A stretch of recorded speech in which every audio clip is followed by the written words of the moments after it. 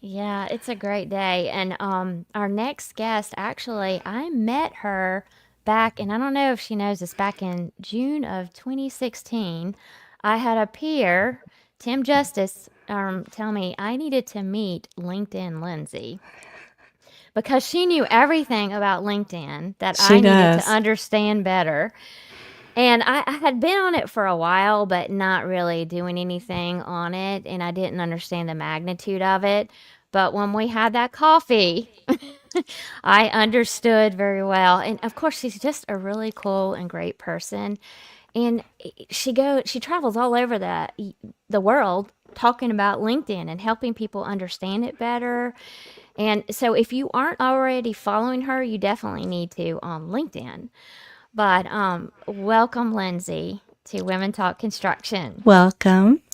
Thank you, Angela and Christy. I'm just so excited to be here with y'all. I've been looking forward to this conversation and bringing a lot of value and answering hopefully a lot of questions, burning questions that your listeners have.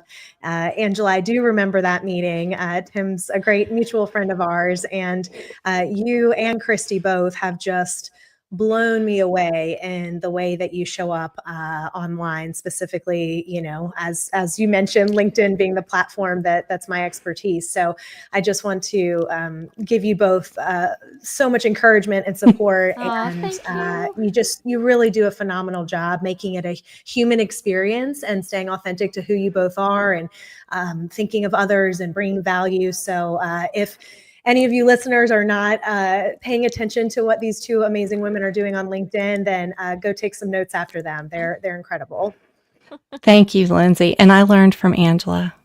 But I really did. But one of the things I teach our younger, audience and my own team is find a leader that you love. Don't mimic them, but follow them. Find out what they're doing. Find out what you love about them, but then bring your own message into it. Right. And so that's what I did with Angela. I loved what she was doing, and I knew I didn't want to do the same thing. Right. First of all, I don't like copycat. But I wanted my own into that, but just watching her pour into other people because social media scared me. I didn't want to promote myself, and I didn't know how to do it without promoting myself. And so watching her, helped me. And then meeting you was literally like, why did I not meet you 4 years ago? I could have had Lindsay guide me on how to do this instead of like failing forward over and over and over again. But to hear you give me a compliment like that, I've always felt that way about Angela. But for you to give me a yeah, compliment like that, that look really at means it. a lot. Thank you. Lindsay talked to me, and And you it's taught me. There you yeah, go. That's how it Yeah, works. that's right. That's right. Before I It's all met about Lindsay, I didn't know there was a Lindsay, right? there's a there you Lindsay. go. So one of the questions I have for you, when 4 years ago, when I took a new role and I wasn't in the field, in sales and, mud on my boots, I, I chose LinkedIn as my place that I needed to be because I was afraid of the whole promote yourself kind of thing. And I felt like LinkedIn had more of a business vibe. And so that's why I chose LinkedIn. And that's actually how I met Angela, believe it or not. Even though we live in the same Mm-hmm. town, we met on LinkedIn.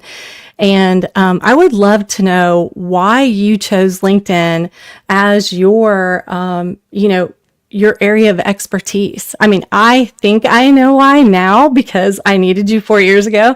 But tell the audience, why did you pick LinkedIn as your area of expertise? Well, similar to you, Christy, I learned by doing. So I started my career out of college at Clemson University, go Tigers, and moved up to Yeah, the go DC Tigers. metro. Yeah, moved up to the DC metro area, a very, very, densely populated area of the country. And being a newbie, very green in sales, I knew that I needed a way to maximize my efforts in prospecting and business development. And our VP of sales was a huge advocate for LinkedIn. And what a lot of audience members don't often realize, I find, is that LinkedIn is actually older than Facebook. And even when LinkedIn first came out, yes, it was more of a job platform. So there was this fear of, oh, well, if I'm active on LinkedIn, then it's, my employer might think I'm only looking for a job. But it evolved very quickly into a networking platform. And so I remember this is in the Rolodex days where you'd have your dusty Rolodex of business cards on your desk. Boo, that's right. And I remember we used our CRM, and I would pull up a zip code in DC, and there would be dozens and dozens of associations and companies and organizations that I could go prospect to. I was actually in the printing industry. So think not Dunder Mifflin, which is paper. Those were our vendors who provided the paper for our printing projects and clients. But yeah, I was literally selling custom manufacturing ink on paper. And so I thought, gosh, well, when I go into DC, I was getting reimbursed, but I mean, even then, gosh, how many years ago? I can't even do the math that quickly, but it was a long time ago, almost 2 decades ago. Parking in DC was $25, $30 for the day. And so I thought, okay, and I'm in really cheap, uncomfortable shoes because I'm in my early 20s. How do I, maximize the building, right? And kind of go floor by floor. And so what I would do is I would actually go do the in-person networking or experience, do my drop-offs, try to get meetings. And then I would use LinkedIn as my platform to follow up with people, as a way to stay top of mind, to stay in touch. And within the first 6 months of sales, I sold more than $1 million in ink on paper and printing, which far exceeded my annual goal. And LinkedIn was a contributor to that. So it really, I was a believer because I was a user in the beginning, and then just being able to equip and teach other professionals how to leverage it for their own professional careers. It's honestly a blessing, and so much fun to say that now in our company, McMillion Consulting, we've helped our clients generate millions of dollars in revenue through this platform. Oh, wow. That's awesome. Yeah, yes. Wow. So we noticed that your tagline is connect with purpose. Share with us what that means. So I mentioned earlier this idea of, taking these relationships that are in person and bringing them online through this platform of LinkedIn. And I have just, in my, again, own personal experience, really believe that when we look at this massive, impactful platform called LinkedIn, and we look at it as a place to use intentionally, the outcomes far outweigh any, approach to become an influencer. Now, here's what I'll say is that there's not a wrong approach to LinkedIn. There's just different approaches. And my personal philosophy with this platform is that when we connect with purpose, when we ask ourselves before we even pull it up on our phones in the mobile app or sit on our desktop and pull it up online, we say, what am I about to do is the first question. And then why am I about to do it? And that why piece can really pause us to think about our activity before we get sucked down the rabbit hole and then come up for air an hour later and realize, gosh, what did I just do? I didn't do a thing. My last 60 minutes, right? So really connecting with purpose is all rooted in leveraging this platform with intentionality and the people and relationships that we want to build and foster. I love that. In fact, you I do could too. probably use that on other social media. I could definitely use that on Instagram because I get down the rabbit hole on that. Yeah. I get on those reels and it's like the next thing you know, dinner should have been made an hour ago.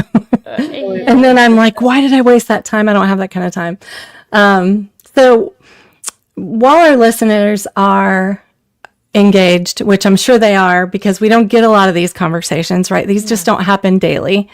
What are a few steps that our listeners can take to better leverage their LinkedIn for building their brand, sales, and networking, recruiting, or maybe even becoming an entrepreneur? Mm-hmm. Yeah. The great thing about this question, Christy, is that it really actually doesn't matter where your role falls, whether it's recruiting Agree. or pursuing and launching a business or sales or leadership. The responses I would give you would be the same regardless of which audience member I'm speaking to.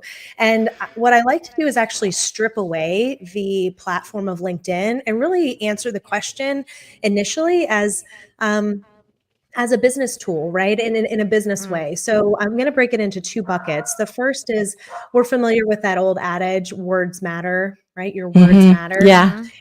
And here's the thing, like LinkedIn is no different. How you show up on the platform. And so that could mean your individual profile, what you are saying about yourself and your past experience, is just absolutely paramount to any success you'll have on the platform. It's why we have a 5-step trademark process called the Profile Transformer, where we take an individual through a very intensive interview process and write and design and launch their entire profile for them. And it's also not just what you look like via your profile, but also the words you're using when you're engaging. And engaging falls into two buckets. That could be what you yourself are posting, and it also falls into how you're engaging with other people's content, whether that's publicly and engaging, commenting on those public posts. And it's also what you're saying in direct messages and how you're outbounding and building your network. So words matter off LinkedIn and on LinkedIn. And the other piece too that a lot of folks don't realize is your LinkedIn profile is publicly visible. So I remember when I was in college and I was I don't know what this says about me, but I remember going to a trade show, and I had business cards made, and I was the only one of my peers that had business cards made. And I thought, gosh, wouldn't it be so cool to have my own website too, beyond just my email address and my phone number? Well, if you've ever had that desire or curiosity and you're on LinkedIn, guess what? You do have your own website. Your LinkedIn profile publicly visible. People don't have to have a LinkedIn account That's to a see good your point. profile. And that activity, so I mentioned the engagement, and that word is very broad, but what you're posting on LinkedIn and what you're commenting on is all visible. So Angela, even let's just say hypothetically that if you and I were not first degree connections, I could still find you on the platform, or maybe you just show up in a news feed of mine, or maybe I'm searching for a professional like you and you come up in the search results. I can not only see your entire profile, but I can also see what you're engaging with. So again, those words matter, your activity matters. So the second piece to steps, Christy, is, and again, stripping LinkedIn away for a moment, is I want to encourage our listeners that every in-person or virtual, like we are today, in-person or virtual interaction you have with another person, I want you to think about bringing that relationship on LinkedIn. So when you look at your upcoming week and your calendar, who are you meeting with? Who did you meet last week? Who did you exchange phone numbers, emails, business cards, conversations with? And we can't sit and wait and expect people to follow up with us. And I think that goes back to the early success I had in my sales career. I was amazing at follow up, and I used LinkedIn as one of my follow-up tools. So it's a way to, build your network. It's a way to maintain relationships and nurture relationships. There's a company that I'm actually in conversations with. They're a large global organization, and we've been talking for over 10 months, as often is the case with large corporations, about them potentially hiring me to train their sales team. And this only happened because a gentleman heard me speak at his previous company 8 years ago. Wow. And earlier this year, he wished me a happy birthday in my direct messages on LinkedIn. And I thought, why does this name sound familiar? Well, I went to his LinkedIn profile. I checked him out. I thought, oh my goodness. And I see in his profile that we connected 8 years ago.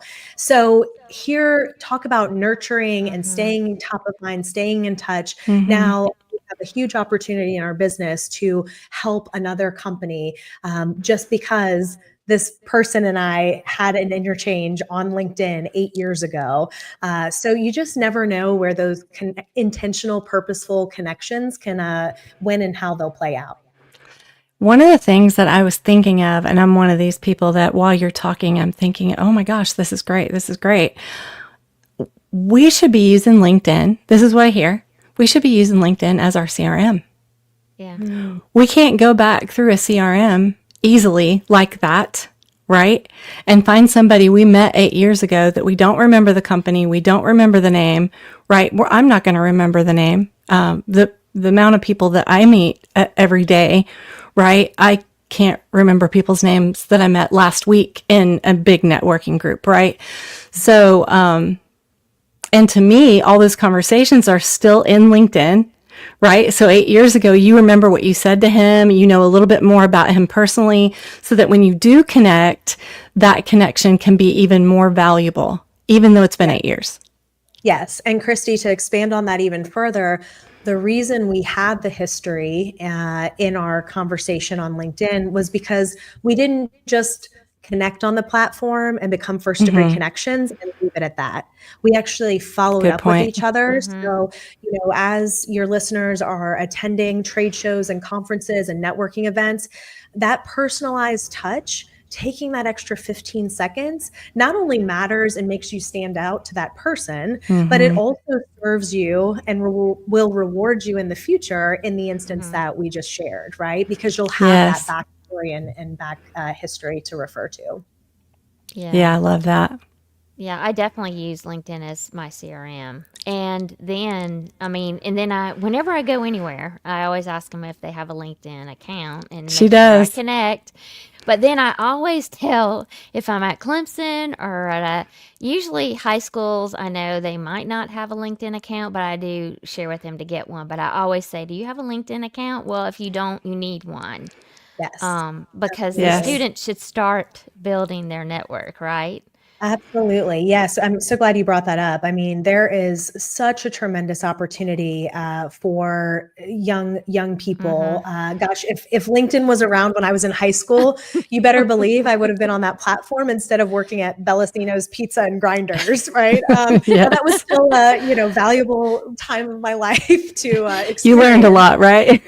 I definitely learned a lot. Don't spill hot pizza on cute college boys. But apart from that, this tool of LinkedIn, it's not uncommon throughout the year that a client who's an executive or leader or business owner has a college student. Usually it's a college student. And they'll say, hey, Lindsey, you took me through the profile transformer. Can I hire you to take my college student son or daughter through this process as well? They're graduating with honors, or they are graduating early, or they want to get an internship, and we want to help make sure they're positioned as competitively as possible.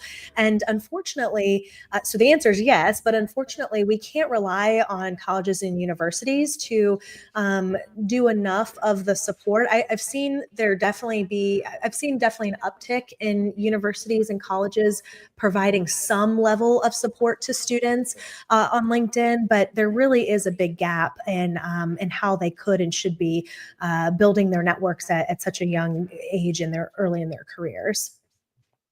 Yeah, that's a really great thing to do. We're going to flip this around a little bit. Okay. And we're going to ask you, what mistakes have you seen people make on LinkedIn in regards to, and you can pick one of these or just say in blanket, like building their brand, sales, networking, recruiting, or even being an entrepreneur. What are some mistakes that people should avoid making? How much time do we have? Well, Just kidding. we Not a know that you lot. shouldn't directly promote your company on your profile. Let's just nail that. That one's out. Don't do it. So, Yeah. tell us the others. Right. So I'll give a few, right? This is just for the sake of time, I'll give you a few that I see often. One is, for the love of all things, I don't even know. I don't even have a follow-up to that. Please make sure your profile picture is no more than 12 to maximum 18 months old. For Good point.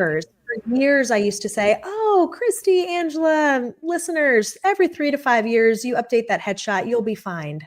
Fine. Not anymore. About a year or so ago, I went back through the archives and I pulled every one of my profile pictures on LinkedIn. And I happen to have, updated mine every year. And y'all, I look a little different every year. And so no longer do I say this 3 to 5 year gap. And the beautiful thing about the world that we live in today, being so technologically advanced, is we've got smartphones, we've got amazing photographers, that have launched their small businesses. So it's really not as big of a lift as it may have been 10 plus years ago to get a nice headshot. But please make sure you're updating that every 12 to 18 months. I like to tell a story that I'll just keep it short for the sake of time today, which is, this was pre-Zoom, where we got to see each other over camera. I was meeting a person for coffee and we'd only had a phone call. And the only, visual data point I had of this person was their LinkedIn profile picture. And so I go to coffee, I'm waiting. Our meeting was at 11, it's 11:02, it's 11:05. And all of a sudden this stranger walks up to me and says, hi, and we'll just call him Joe. Hey, I'm Joe. Are you Lindsey? And I shake his hand and I'm like looking over his shoulder and I'm like, wait, Joe, and you guys, I was meeting with Joe, whose profile picture on LinkedIn was from at least 10, 12, maybe 15 years ago. He looked completely different. So I know none of our listeners are breaking the rule that badly with that mistake, but it's something we really want to take seriously because it's disarming, it's uncomfortable, it's alarming and uncomfortable for people when you don't look the same in person or virtually that they did their research on. So that's a pretty easy one to make sure that we're not having a mistake on. The one other thing I just want to touch on is when it comes to building our networks. So we have seen a really big uptick in individuals using automation. So that is where I'm sure Angela and Christy, you both have gotten invitations from people you don't know, right? If we were live in a training session, right? Or if I was speaking on stage, I would have you raise your hand and everyone would raise their hand. Oh yeah, I get invitations from people I don't know all the time. Well, I'm not, again, saying that automation is a bad tool. I've just seen it used badly. I've seen it used really poorly. So what I always say, and for those of you that are like, Lindsey, you lost me at automation.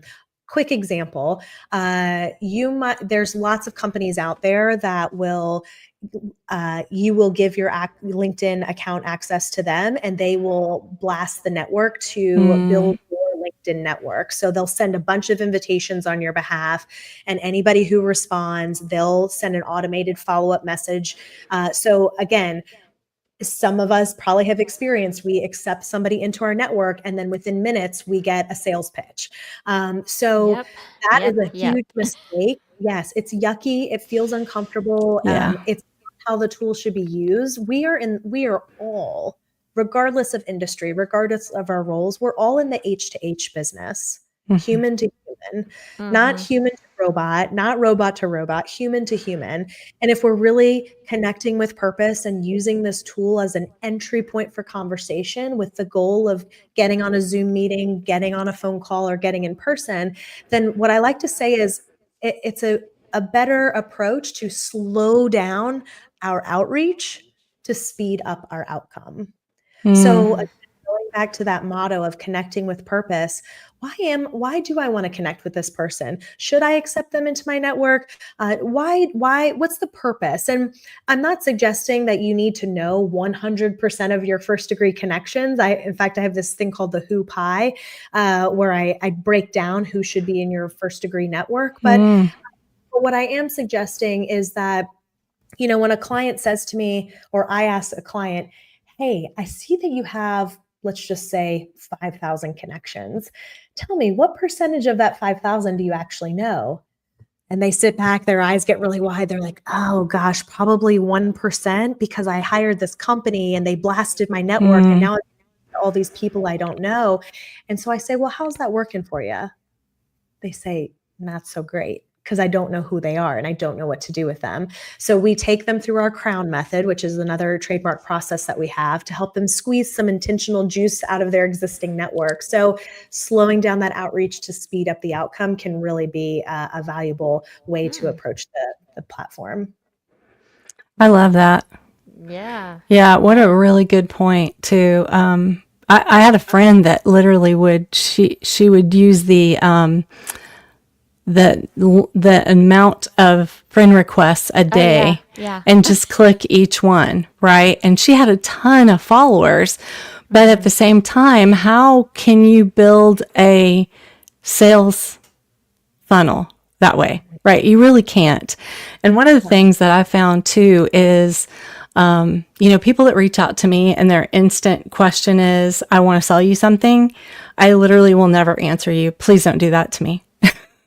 If I don't know you and the first thing you do is friend me, and then I look at your profile and think we're in the same, areas of growth, right? Where we're working, what we're doing, how we're helping women, or how we're building buildings.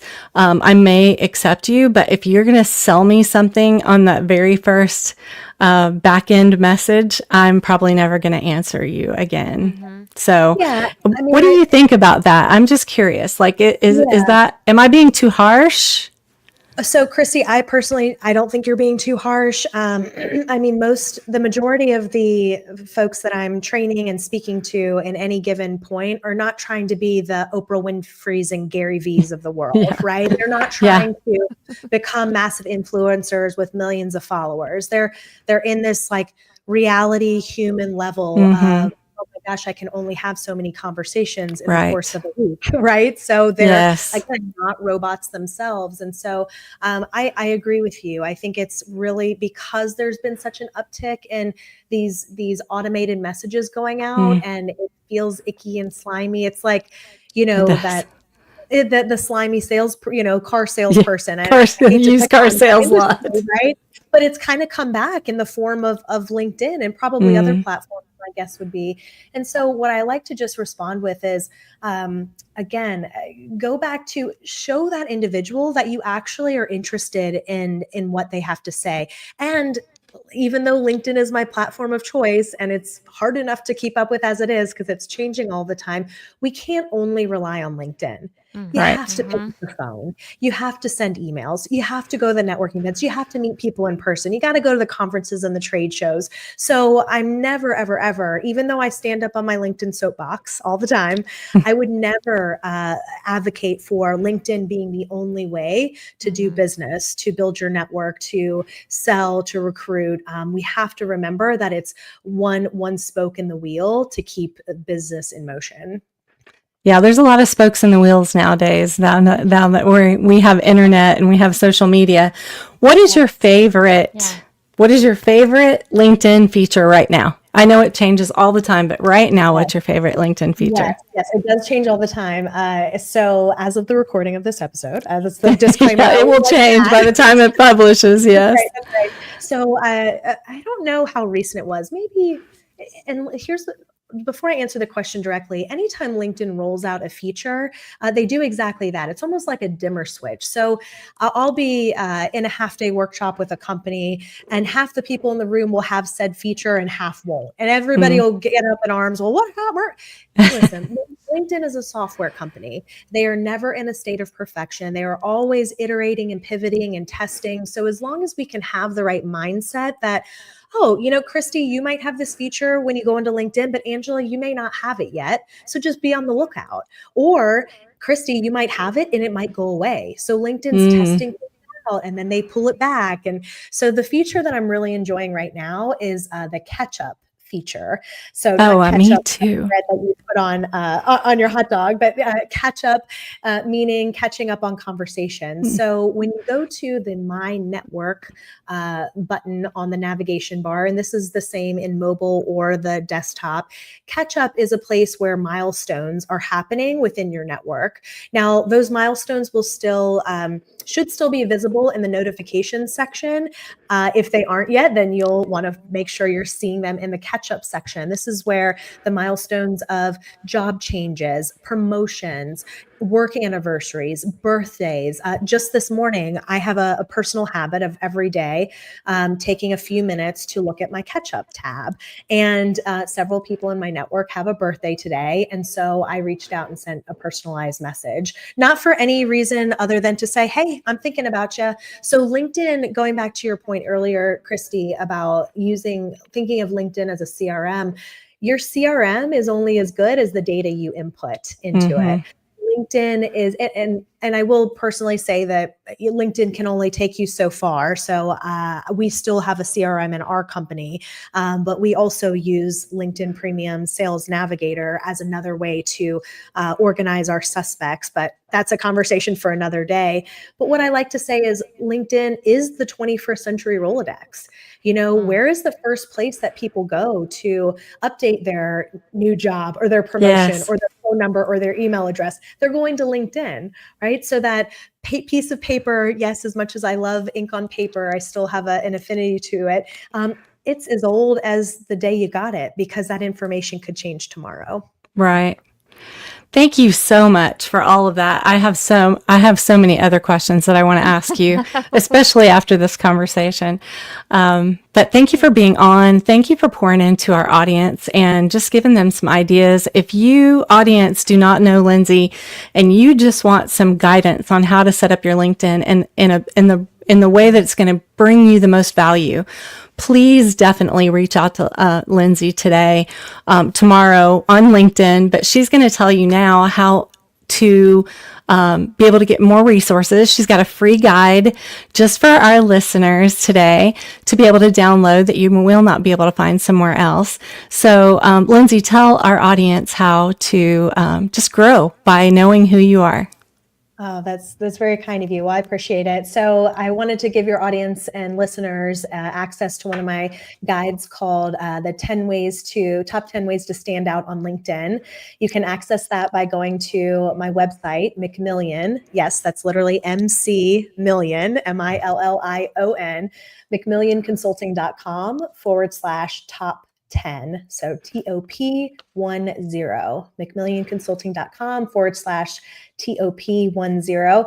And happy to give you again, it's sometimes what we think about LinkedIn can be so overwhelming, but if we just pick that one tactic, that one next move to move the needle in how we're showing up online professionally, over time, right? It's the James Clear Atomic Habits, 1% improvement every day. It compounds over time. So happy to give you all access to that. And then, yes, as Christy mentioned, and Angela, please find me on LinkedIn.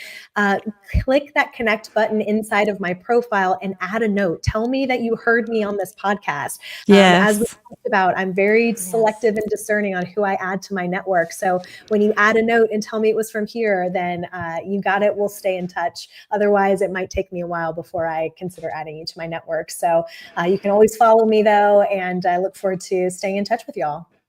Thank you so much, Lindsey. Be blessed and enjoy this beautiful day. It is November the 18th, and it is absolutely beautiful in Greenville, South Carolina today.